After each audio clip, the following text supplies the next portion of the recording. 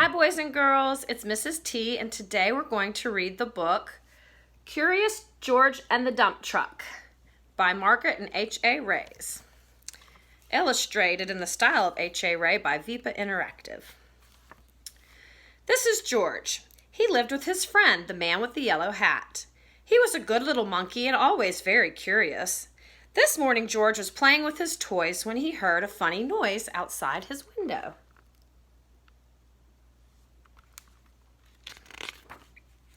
It sounded like a quack. George was curious. What could be quacking underneath his window?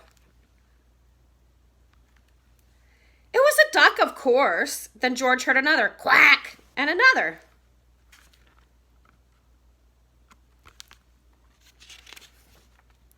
Why, it was not just one duck. It was a mother duck and 5 small ducklings. Ducklings were something new to George. How funny they were. He watched the ducklings waddle after their mother. Where were they going? George was not curious for long. Soon he was waddling after Mother Duck too. Now he could see where they were going.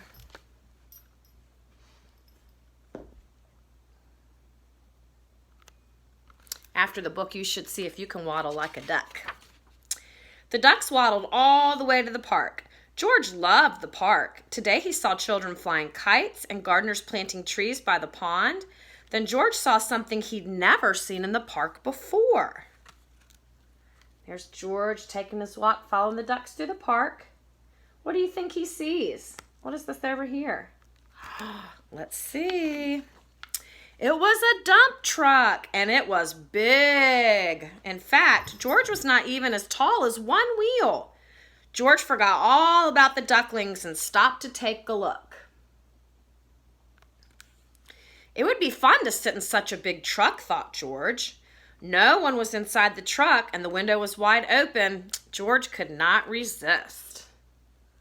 Curious little monkey is getting up in the truck. But sitting in a big truck was not so fun for a little monkey after all. George could not even see out the window. He was too small. If only there was something to climb on. Would this make a good step for a monkey? Look what he's getting ready to do. He's going to step on the gears. What do you think the gears are going to do? It did. Now George could see out the window. He saw grass and trees and a family eating a picnic. Suddenly, George heard a low rumbling sound. Was it his stomach rumbling? He wondered. It had been a long time since he'd had breakfast. But the rumbling was not coming from George's stomach. Uh-oh. What do you think it's coming from? I bet you that truck's moving. It was coming from the back of the truck. George was curious. He climbed out of the window. Then, like only a monkey can, he swung onto the top of the truck. Now he could take a look. He saw the truck was filled with dirt. George was excited. What could be better than a truck full of dirt? George jumped right in the middle of it. Sitting on top of the dirt, George felt the truck bed begin to tilt. Uh-oh. He hit the gear that makes the dump truck tilt back and dump everything out. It tilted higher and higher. The dirt began to slide. It was sliding right into the pond, and George slid with it. Ooh, George was having fun. But the pile in the pond got bigger and bigger and bigger, and soon the fun was all gone.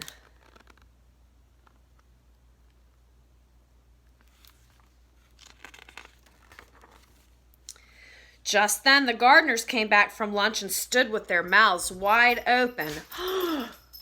They saw the empty dump truck, the pile of dirt in the pond, and a very muddy monkey. They knew just what had happened, but before they could say a word, George heard a familiar sound. There's the gardeners coming back from lunch, and then, oh, they see what a mess he's made. Then he hears a familiar sound. He heard more quacking. The gardeners heard it too. Then the people started laughing. Look, said a little girl, the ducks have their own island. Indeed they did. The pile of dirt made an island in the pond, and Mother Duck and all her ducklings waddled right on top. So there's the truck in the dirt, and look, it went out into the pond. It made a little island, and there's the mama ducks and the baby ducks hanging out on it, and they've got their own little island. They look very happy. George was sorry he had made such a mess, but the gardeners didn't seem to mind. "We were planting more trees and flowers to make the park nicer for people," said one of the gardeners. "But you've made the park nicer for ducks, too." Later, a small crowd gathered at the pond. "Would you like to help me feed the ducks?" a girl asked George. George was delighted. Soon everyone was enjoying the park more than ever, including the ducks, who were the happiest of all in their new home.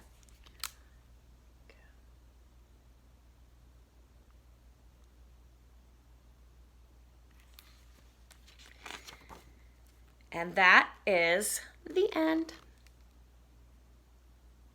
All right, boys and girls, I hope you have a great day. See you soon. Bye.